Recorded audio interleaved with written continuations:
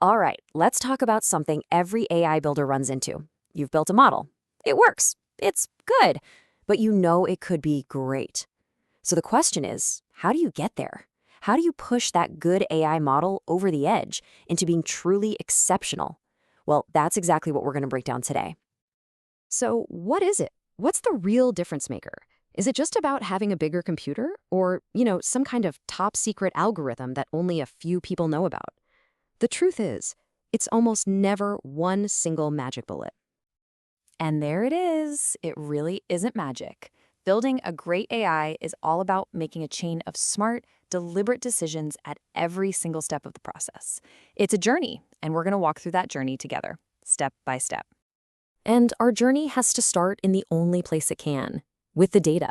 I mean, you could have the most brilliant, most complex model architecture in the universe, but if you're feeding it messy, low-quality data, you're just not going to get great results. Data is the foundation for everything. Now, here's the interesting part about this pipeline. We all get super excited about step 4, right? Model training. That's the glamorous part where the learning happens. But the reality? Most of the blood, sweat, and tears for a data scientist happens right up front in those first 3 steps: collecting the data, cleaning it up, and transforming it so it's actually usable. So let's talk about our first smart choice, rescaling. Just imagine you're trying to build a model with 2 features. One is, say, a person's height in millimeters, and the other is their annual income in dollars. The massive numbers from the income would totally drown out the smaller numbers from the height, right? The model would think income is way more important. By putting everything on the same scale, we get rid of that bias, and bonus, it helps the model train so much faster. And this table shows you exactly what I'm talking about. This technique is called normalization.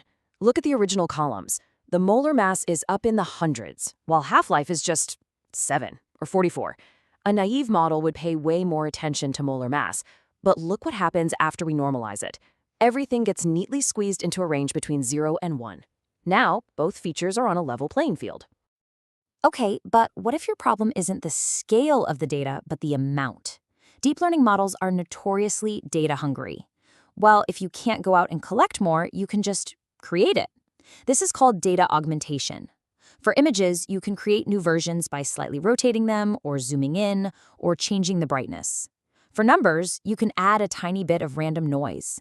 It's this incredible trick to make your dataset bigger and more robust without leaving your chair.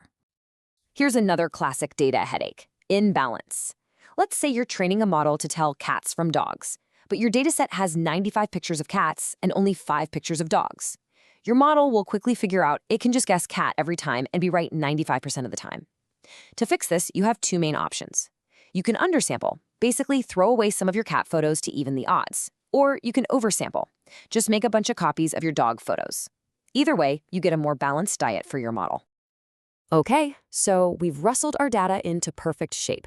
Now we can move to the next phase, actually designing the model. I want you to think of yourself as an architect here. You're drawing up the blueprints before any of the construction, or in our case, the training, actually starts. And the official name for this architect phase is hyperparameter tuning. Now, these are the settings you, the human, choose before you hit train. A perfect analogy is tuning a fancy stereo system. You've got knobs for the bass, the treble, the volume. You tweak them to get the perfect sound. That's exactly what we're doing here, but for our model's performance. And here are some of the most important knobs on our AI control panel. We have to decide things like, how deep should this network be? How many layers? And inside each layer, how many artificial neurons should there be? But a couple of the most crucial ones, the ones that can really make or break your model, are the learning rate and the regularization factor. Getting those right is a huge deal.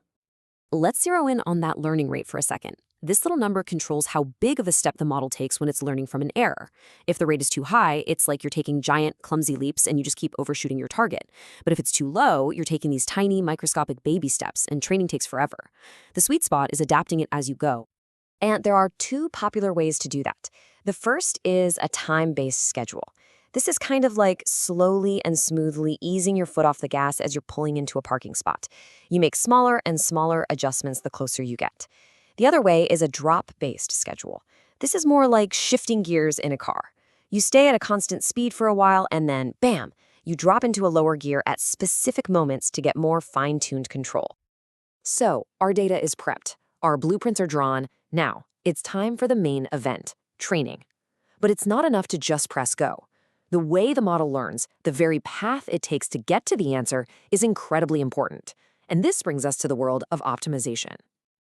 At the heart of almost all deep learning training is a process called gradient descent. And the best way to picture this is to imagine you're standing on a hillside in a massive, foggy valley. Your mission is to find the lowest point, but you can't see more than a few feet in any direction because of the fog. So what do? You feel the ground around you, find which way is the steepest downhill, and take a step. Then you do it again and again. That's exactly what our AI is doing. Now, there are a few different ways to take those steps down the valley. You could use your entire dataset to decide on just one single step. That's batch gradient descent. It's a very smooth, direct path, but it is painfully slow. On the other extreme, you could take a step after looking at just one single example. That's stochastic gradient descent. It's super fast, but the path is really noisy and zigzags all over the place, and that's why almost everyone uses the happy medium, mini batch. It looks at a small batch of examples to take a step, giving you the best of both worlds. It's fast and pretty stable. But here's the good news. These days, we have incredibly smart optimizers that handle a lot of this for us.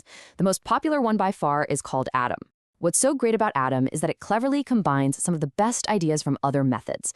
It's adaptive, it builds up momentum, it's just really, really good at navigating that foggy valley on its own. It's the go-to choice for a reason. It just works. We are so close to the finish line, but there's one last big danger we have to watch out for. Sometimes, a model gets so good at learning from the training data that it doesn't really learn at all. It just memorizes the answers. This is called overfitting. It's like a student who crams for a test by memorizing the practice questions, but then completely fails the real exam because they can't handle anything new. We have to enforce some discipline. And that discipline comes in the form of techniques called regularization. The whole point of regularization is to make things a little bit harder for the model. We're trying to stop it from getting too complex and force it to learn the real, general patterns instead of just memorizing the quirks in the training set. And probably the coolest, most popular regularization technique is called dropout. The analogy here is just perfect. Imagine a basketball team that is completely reliant on its one-star player. If that player has a bad day, the whole team falls apart. So what does a smart coach do? They make the team practice sometimes without their star player. It forces everyone else on the team to step up and get better. That is literally what dropout does inside the neural network. On every single training step, it just randomly switches off some of the neurons. Gone.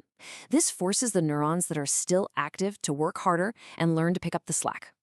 It prevents any single neuron from becoming a star player that the whole network depends on. It makes the entire network much more robust. And finally, we have one last trick, and it's so simple it's brilliant. It's called early stopping. Here's how it works. While you're training your model, you also keep checking its performance on a separate set of data that it's never seen before. For a while, its performance on this new data will get better and better, but you'll hit a point where it starts to get worse. And the second that happens, you just stop training. That's it. It's like a safety valve that stops you from overtraining your model into just memorizing things. So, from prepping our data and designing the architecture to choosing an optimizer and applying discipline, we've seen that turning a good model into a great one is this whole series of deliberate choices, which kind of leaves us with one final thought to chew on. With all these different knobs to tune and so much intuition involved, at what point does building great AI stop being just a science and start becoming an art form? Something to think about. I'll see you next time.